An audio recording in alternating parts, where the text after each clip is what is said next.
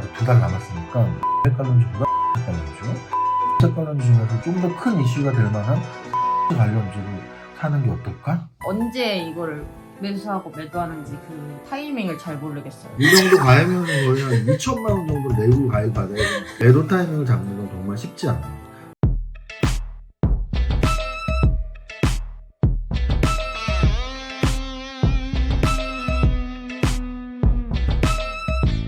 누군가와 실랑이를 벌이고 있는 왕왕왕 초보 투자자 은경 씨.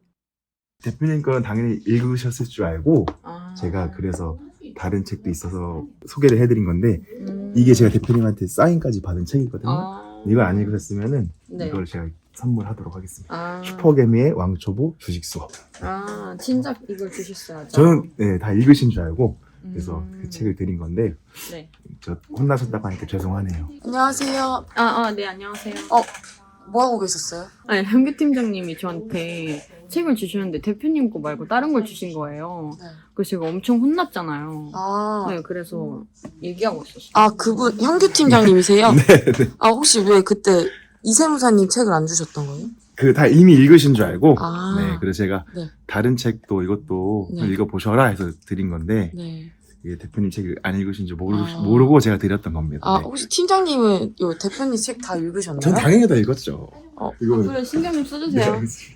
네, 그거 김영규 팀장에게 이세무사의 책을 받은 은경 씨의 계좌는 과연 어떨지. 이제 진짜 대표님 책으로 네. 본격적으로 주식 공부를 하실 예정인가요? 네, 이제 진짜 왕초보 주식 수업부터 해서 이제 대표님처럼 네.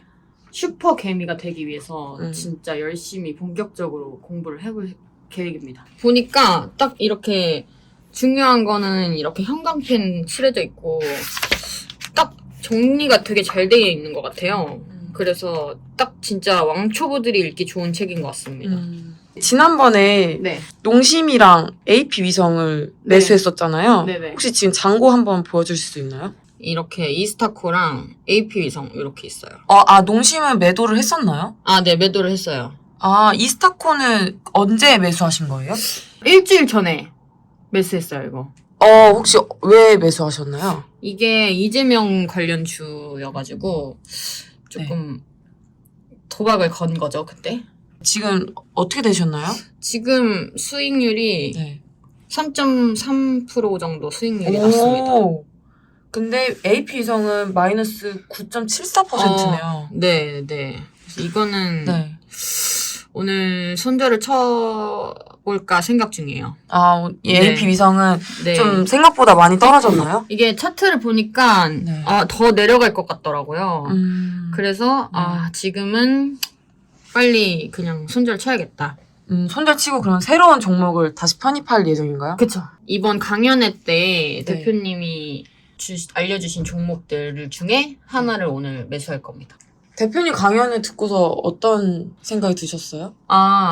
진짜 주식을 쉽게 알려주신다 이런 생각이 들어서 너무 어렵게 접근하지 말고 정말 딱 알려주신 것들만 보고 하면은 오히려 쉽고 간단하게 돈을 벌 수 있겠다 이런 생각이 들었어요. 이세무사의 월간 강연회 때 공부한 섹터 안에서 종목 선정을 하려는 은경 씨. 반도체 쪽이나 제약바이오 쪽으로 오늘 한번 매수를 해볼까 합니다. 지수가 안 좋은 시점에서 반도체와 제약바이오 관련주를 선정하려는 은경 씨. 온코닉 테라피틱스를 한번 보겠습니다. 일단 시가총액이 2,285억이고요. 차트를 한번 보겠습니다. 4월 5일부터 좀 내려갔네요. 그러면 이거는 제가 볼 때 좀 더 내려갈 것 같거든요. 내려갔다가 다시 올라갈 것 같아요. 그래서 요거를 한번 매수를 해볼까. 영업이익이 막 그렇게 좋진 않아요. 네, 이렇게 영업이익이 좋지 않은 종목은 네. 아무래도 대응을 좀 더 빨리 해야 되잖아요. 네. 주식 창을 자주 보시는 편이신가요? 자주는 안 봐요. 가끔 생각날 때, 화장실 갈 때. 하루에 한 번씩 네, 하루에 한 번 정도? 대응 빨리 하실 수 있겠어요? 그러면 이거 말고 다른 걸로 제약바이오를 다시 한번 찾아볼게요. 갈 때처럼 줏대 없는 매매를 하는 은경 씨의 계좌가 심히 걱정된다. 유한영이. 지금 들어가도 괜찮겠는데요? 지금 네. 약간 또 바닥을 내려가고 있잖아요. 네. 근데 종합 정보를 봤을 때 이익률도 나쁘지 않고요. 다시 올라갔고요. 부채 비율도 괜찮고 요거 지금 좀 괜찮은 것 같아요. 반도체를 한번 볼게요. 삼성전자는 근데 지금 나쁘진 않은 것 같아요. 제가 봤을 때. 또 지금 내려갔잖아요. 네. 다시 이제 올라갈 것 같거든요. 왜냐면 삼성전자 같은 이런 대기업들이 오히려 단타로 네. 치기가 좋아요. 아, 그래요? 네, 보통 네. 이런 카카오나 뭐 네이버 이런 데를 장기로 생각을 하는데 네. 오히려 이런 데를 단타로 치는 게 더 이익이 좋거든요. 제가 삼성전자 지금 들어가는 거 나쁘지 않을 것 같아요. 이 매수하는 시간은 정말 너무 떨리는 것 같아요. 일단 제가 AP위성은 오늘 매도를 하고 삼전을 오늘 매수하겠습니다. 이게 아닌 것 같으면 빨리빨리 손절을 해야 되거든요. 삼성전자 지금 매도창에서 하고 있어요. 30만 원 정도 걸겠습니다. 지금 53,500원에 제가 들어갔어요. 반도체 하나랑 이재명주 하나 이렇게. 반도체의 대형주와 대선 관련주를 갖고 있는 은경 씨의 계좌는 과연 어떻게 될지.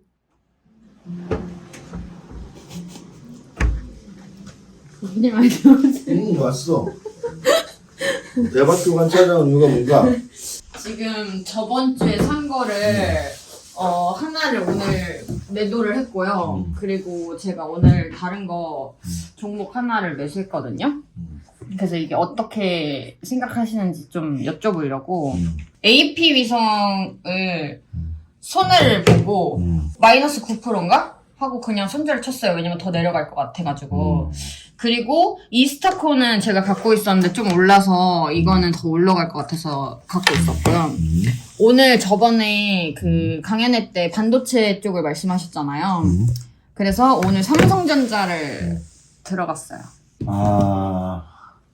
지난주에 왔을 때랑 상황이 달라지지 않았어. 무슨 뜻이냐면, 근데 지난주에 왔을 때 내가 말해줬던 게 시장이 좀 안 좋고 해서 좀 단기 매매할 땐 특히나 좀 이렇게 변동성이 있는 테마주들이 사실 더 좋을 수 있는데 지금 시장이 이렇게 지수가 좋지 않아서 삼성전자나 반도체 관련주들을 사면 이렇게 당장 움직이지 않을 확률이 높아. 그러니까 단기 매매는 지금 막 불이 붙은 데 들어가는 게 단기 매매고 중장기 투자는 좀 이렇게 식어 있어서 남들보다 좀 더 싸게 쉽게 살 수 있을 때 사고 기다리는 게 중장기 투자인데 지금 은경 씨는 단기 매매 공부를 하고 싶은 거잖아. 그래서 그런 삼성전자 같은 대형주보다는 빨리빨리 움직이는 종목을 샀다 팔았다 하면서 좀 단기 매매 기술을 터득해야 되거든.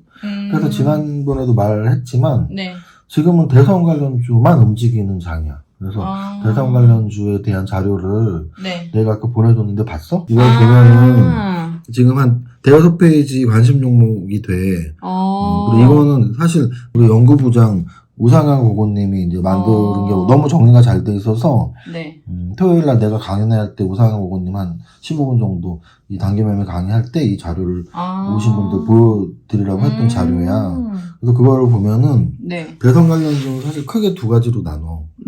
인맥 관련주, 정책 관련주. 근데 인맥 관련주는 말 그대로 누가 대통령이 될 것 같은 사람의 뭐 사돈의 팔촌, 뭐 어디 같은 동성, 동본, 중학교 동창, 고등학교 동창, 대학교 동창 그런 사람이 뭐 대표로 있거나 감사로 있거나 뭐 이사로 있거나 이런 회사들이 인맥 관련주라고 하는데 사실은 뭐 인맥 관련주보다는 정책 관련주가 나름대로 좀 더 의미가 있거든. 왜냐면은 대통령이 됐을 때 어떤 정책을 피느냐에 따라서 실제 이익이 연결이 될 수 있잖아.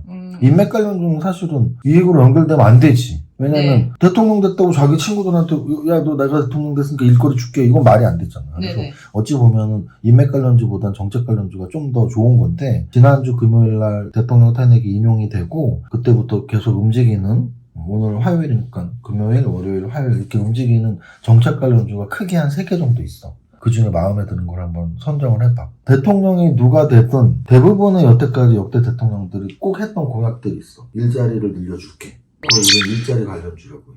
우리나라의 가장 큰 문제, 한 10년 이상 가장 큰 문제인 세계적인 저출산 문제. 그래서 출산하시는 분들한테 장려를 해줄게. 보조금도 주고 무상 교육도 시켜주고 의료도 지원해주고 아기 옷도 지원해주고 그래서 그런 용품들을 출산 장려주라고 하거든. 일자리 창출 관련주랑 출산 장려 관련주 그리고 마지막 하나가 더 있어. 세종시가 네. 왜 생겼는 줄 알아? 몰라요. 모를 수도 있지. 아직 나이도 어리고. 왕초보 은경씨가 기죽지 않도록 설명해주는 이 세무사. 세종시는 원래 없던 도시가 생긴 거야. 그래서 네네. 세종대왕은 세종을 따서 세종시가 됐는데 그 세종시가 원래는 네. 행정도시라는 이름으로 만들어져서 실제 지금 많은 기관들이 세종으로 옮겨져 있어. 네. 나는 이제 세무사 자격증이 있으니까 내 네네. 지인들 중에 세무서 직원들이 많은데 국세청도 지금 세종시로 옮겼거든. 원래 예전에 종로 쪽에 있었는데 그래서 그런 많은 공공기관들이 세종시로 옮겨져 있어. 근데 작년부터 어떤 기사들이 많았냐면 세종시 집값이 지금 많이 떨어지고 있다. 왜냐하면 더 많은 기관들이 옮길 줄 알았는데 더 이상 옮기지 않고 근데 아파트는 많이 줘놓고 해갖고 세종시 집값이 떨어진다 이런 기사가 많이 나왔었는데 요즘 다시 꿈틀대고 있대. 그 이유는 왜일까? 지금 파면된 전 윤석열 대통령이 어디에서 직무를 받는지 혹시 알고 있어? 세종시? 아, 나 진짜. 모를 수 있지. 모를 수 있어. 모를 수 있지. 내가 교관으로 다시 모자 써야겠다. 집중하세요! 은경씨가 집중해서 들을 수 있도록 대박 교감 모드로 돌입한 이 세무사. 일단, 마음을 가장 의미에서 네. 경례부터 시작하겠습니다. 대박으로 경례하겠습니다. 네. 해보세요. 대박! 대박! 이건 잘하네? 윤석열 전 대통령이 세종시에서 한 게 아니고, 네. 용산에서 했었죠. 그럼 그 전 대통령이, 문재인 대통령은 어디에 있었죠? 청와대. 그렇죠. 그래서 원래 우리나라의 모든 대통령들이 청와대에 있었다고. 네네. 근데 그때부터 무슨 말들이 있었냐면 서울 이 수도권 인구 집중과 모든 권력과 모든 게 여기 있으니까 청와대를 세종으로 옮기자. 대통령 집무실을 청와대를 옮길 수 없는 거고 대통령 집무실을 세종으로 옮기자라는 말이 많이 있었어요. 근데 여태까지 어떤 대통령도 세종시로 옮긴 적은 없었고 근데 윤석열 대통령이 취임을 하면서 세종이 아닌 용산에 아주 새롭게 집무실을 만들었던 거지. 요번에 누가 대통령이 될지는 모르지만 네. 대통령 집무실이 어디에 있을까가 굉장히 큰 화두라고. 예전처럼 청와대로 다시 들어갈지 아니면 윤석열 전 대통령이 만들어놓은 용산으로 들어갈지 세종의 새로운 집무실을 만들지. 왜 세종시의 청와대 이전, 대통령 집무실 이전이 선거 공약이 될 수 있냐면 만약에 세종시를 이전한다고 하면 누가 좋아하겠어요? 세종시 주민들, 세종시 시민들 또는 세종시 주변. 세종시가 무슨 도에 있어? 충청도. 네. 근데 우리나라는 전통적으로 지역 감정이라는 게 있어서 약간 전라도 이쪽 서쪽 또는 뭐 경상도 이 동쪽이 약간 당이 갈라지는데 그 중간에 있는 데가 충청도잖아요. 그래서 역대 대통령에서 충청도에서 이기면 대선을 승리한다 이런 말이 있거든. 그래서 아마 이번 선거는 갑작스럽게 2달 60일 안에 선거를 해야 되니까 6월 3일로 갑작스럽게 정해졌는데 그 6월 3일까지 대통령 공약이 막 나와야 되는데 아마도 거의 모든 후보들이 대통령 집무실에 대한 질문을 받을 거야. 그럼 청와대를 가든지 세종을 가든지인데 청와대는 이미 시민한테 개방도 하고 약간 이렇게 우리가 역사적인 공간 그리고 또 공원처럼 이렇게 바뀌고 있는데 다시 또 청와대로 가는 것도 되게 웃음꼴이란 말이지. 그래서 아마도 세종시로 간다는 정책이 많은 분들한테 나오지 않을까. 그래서 내가 보내준 자료 중에 네. 아까 말했던 뭐 인맥 관련주도 있고 또 정책 관련주 중에서 그 3가지 정책, 일자리 창출, 출산 장려, 세종시 이전 이렇게 3가지 정책 관련주가 거기 표에 다 있는데 그 중에서 나는 네. 대통령 선거가 아직 2달 남았으니까 네. 인맥 관련주보단 정책 관련주 그리고 정책 관련주 중에서도 일자리랑 출산 장려는 당연한 거야. 근데 그거보단 좀 더 큰 이슈가 될 만한 세종시 관련주를 사는 게 어떨까? 조심스럽게 난 말을 하고 싶고 그 대신 내가 종목을 지정해 주진 않을 테니까 뭐 한 4-5개밖에 없거든? 그 4-5개 중에 한번 제일 마음에 드는 거를 사면 어떨까? 반도체 관련주는 삼성전자, SK하이닉스 이런 굵직굵직한 애들은 시장의 안정을 찾고 지수가 좋아야 되는데 지금은 지수가 불안한 상태란 말이야. 그래서 더 이런 대선 관련주 같은 것들이 움직이는 거니까 이런 단기 매매 공부하기로 했으니까 대선 관련주 중에서 정책 관련주인 세종시 이전 관련주를 한번 보자. 어때 이해했습니까? 대박! 대박! 근데 이제 뭐 예를 들어서 이제 세종시 이렇게 4가지 종목이 있잖아요. 근데 여기서 만약에 하나를 고르려면 대표님은 어떤 거를 보고 결정을 하는지 그게 너무 궁금해요. 사실 대선 관련주는 주가의 움직임이 좀 탄력 있어야 돼.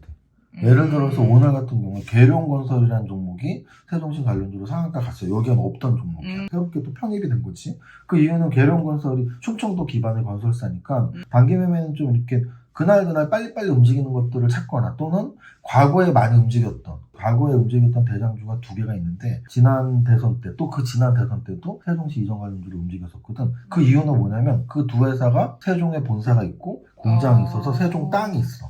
그러면 세종으로 대통령 집무실이 옮기면 수많은 관련자들이 옮기고 그러면 거기에 이제 경제가 좋아지니까 땅가도 오를 거 아니야.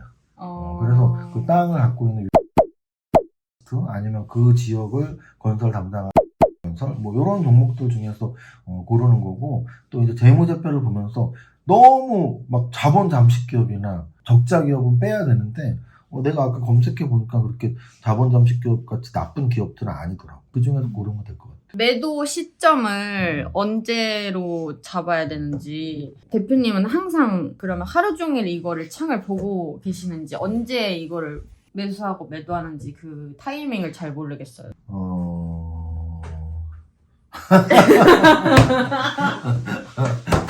돈 갖고 왔어? 이 정도 과외면은 거의 한 2천만 원 정도 내고 과외 받아야 되니까. 그래서 이제 매도 타이밍을 잡는 건 정말 쉽지 않아.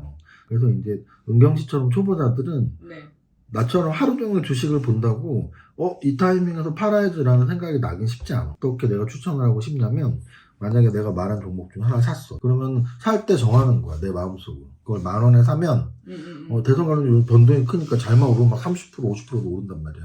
내가 만약에 10,000원에 사면 나는 15,000원에 팔아야지. 또는 안 오를 수도 있잖아. 그럼 떨어지면 10,000원에 샀을 때 떨어지면 8,000원에 손절매 해야지. 이렇게 내 기준을 딱 정해놓고 사는 게 가장 좋아. 그러면은 하루 종일 안 봐도 되고 그 가격에 터치하면 팔면 되니까. 그거보다 이제 좀 더 레벨업이 된 중수 고수들은 나름대로의 매도 타이밍을 차트에서 잡거나 아니면 시장 전체적인 분위기 아니면 내가 생각했던 재료들이 뭐 언제 나오느냐. 예를 들어 세종시 관련은 재료로 봤을 때는 아직은 세종시로 간다고 정확하게 공약이 나온 사람도 뭐 없으니까 아직은 희망인 거지. 주식은 희망일 때 가장 잘 올라. 근데 만약에 어떤 당, 특히 뭐 지금 대통령 당선 확률이 높은 민주당에서 공약을 냈는데 우리 세종시 갈 거야. 그러면 사실은 그날이나 그 다음날이 꼭지일 수도 있지. 왜냐면 희망이 사실로 바뀌었으니까. 그거를 우리는 뺐다 꼼뺄이라고 그래. 들어봤지? 지금 들어봤어. 지금 들어봤어? 어느 나라 말 같아? 프랑스? 감각이 있다 그래도. 뺐다 꼼뺄이는 프랑스 용어로 기정사실 뭐 이런 뜻이야. 무슨 뜻이냐면 세종시 이전은 아직 기정사실이 아니야. 그럴 수도 있겠다. 근데 만약에 모든 당에서 공약으로 우리가 대통령이 되면 세종시로 대통령 집무실을 옮길 거다 라고 하면 그게 이미 이제 사실이 되는 거지. 그러면 그 사실이 되기 전까지 주가가 만약에 많이 올랐다면 그게 현실이 되는 순간 그 주가가 고점이야. 그래서 예를 들어 대선 관련주는 대통령 선거가 지나고 막 대통령 당선이 되고 지나고까지 간 적이 역사적으로 한 번도 없어. 왜냐면 대선 관련주는 희망이기 때문에 누가 대통령이 될까? 이때 올라가는 거지 실제 그 사람이 대통령이 됐다고 더 올라간 적은 한 번도 없어. 그래서 세종시 관련주도 세종시로 대통령 집무실이 확정되는 순간 그 전에 파는 게 좋고 대통령 인맥 관련주도 뭐 어느 누가 대통령이 될지는 모르지만 대통령 선거 훨씬 전에 선거가 6월 3일이니까 4월 말이나 한 5월 길어도 5월 중순 전에는 대선 관련주 난 끝난다고 봐. 특히 대선 관련된 손절매가 중요한 게 이번 대선 시즌 있잖아. 6월 3일 대선 선거일이 결정됐잖아.